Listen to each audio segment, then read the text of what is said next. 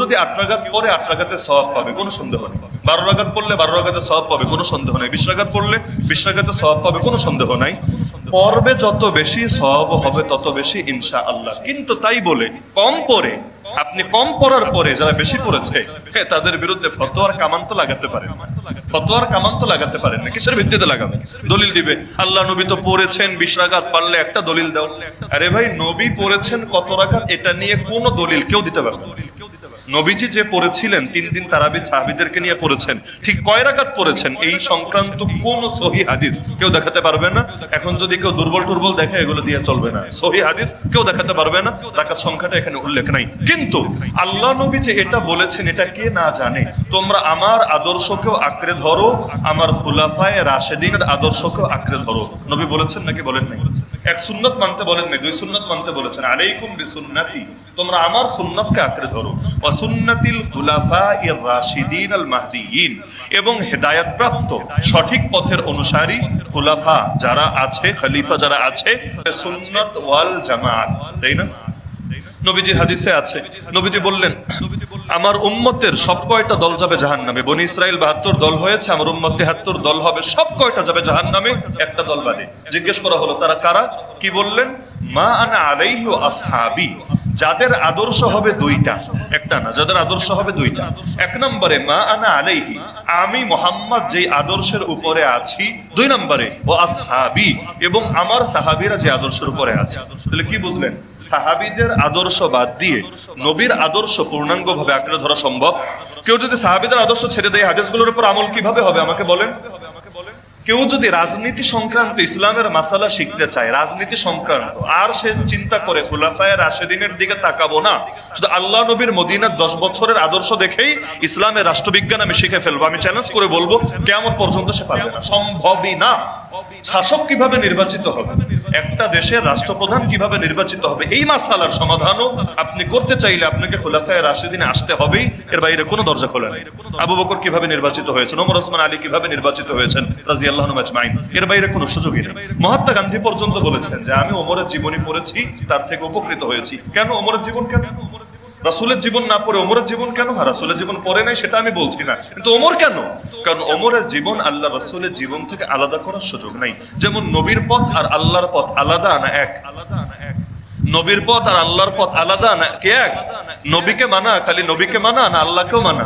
মান ইউতি'আর রাসূল ফাকাদ আতা আল্লাহ, যে রাসূলের দেখানো পথে চললো সে আল্লাহর আনুগত্যই বাস্তবায়ন করলো। যেমনি ভাবে নবীর পথ মানে আল্লাহর পথ, একই ভাবে খুলাফায়ে রাশিদিনের পথ, নবীর সাহাবীদের পথ, সেটাই নবীর পথ, আলাদা কোনো পথ না, একই পথ, একই পথ।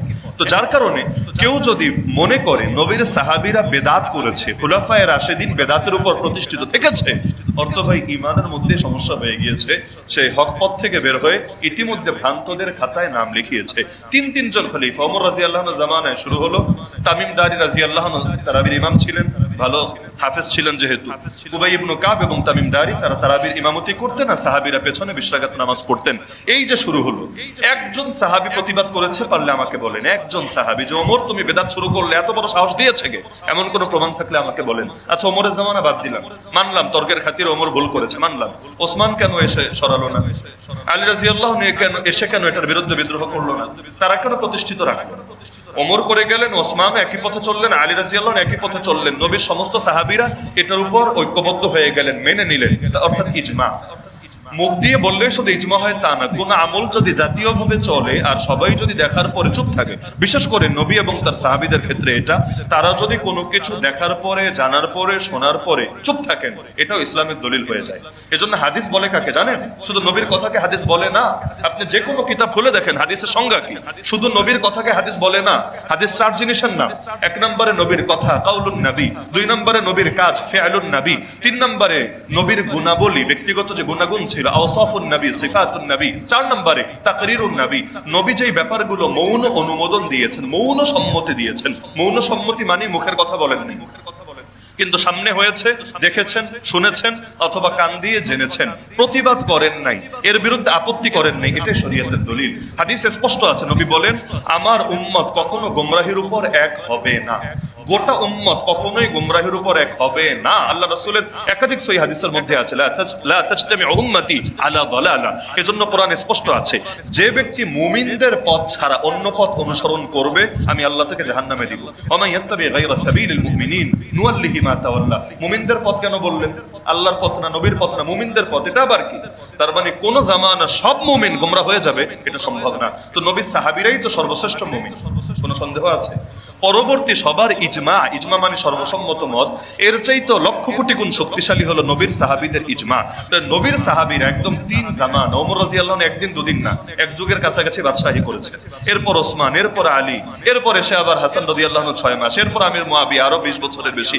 এত লম্বা সময় যেই আমল চলেছে, এরপর তাবে জামানা চলেছে, এটাকে আপনি কিভাবে ভাবেন? এজন্য আবু হানিফাকে জিজ্ঞেস করা হলো, ইমাম আবু হানিফা রাহমাতুল্লাহকে প্রশ্ন করা হলো যে নবীজির থেকে তারাবির রাকাত সংখ্যা পেলাম না, তাহলে ওমর রাদিয়াল্লাহু আনহু কিভাবে নিজের থেকে স্টার্ট করলেন? প্রশ্ন করা হলো। ইমাম আবু হানিফা বললেন, তোমার মাথায় এটা আসলো কিভাবে যে ওমরের কাছে নবীর পক্ষ থেকে কোনো দলিল ছিল না, দলিল ছাড়াই ওমর নিজের থেকে শুরু করেছেন আর সব সাহাবীরা মেনে নিয়েছেন? তোমার মাথায় এটা আসলো কিভাবে? আসলোটা কি? এজন্য মাথায় রাখবেন, 20 রাকাত তারাবিকে কেউ যদি বেদাত বলেন, নিঃসন্দেহে এটা আপনার ইলম, আপনার ঈমান দুটোর জন্যই খতরনাক হবে। কারণ এই বেদাতের ফতোয়া সবার আগে খুলাফায়ে রাশিদিন এবং নবী সাহাবীদের উপর পড়বে। এজন্য জবান সাবধান।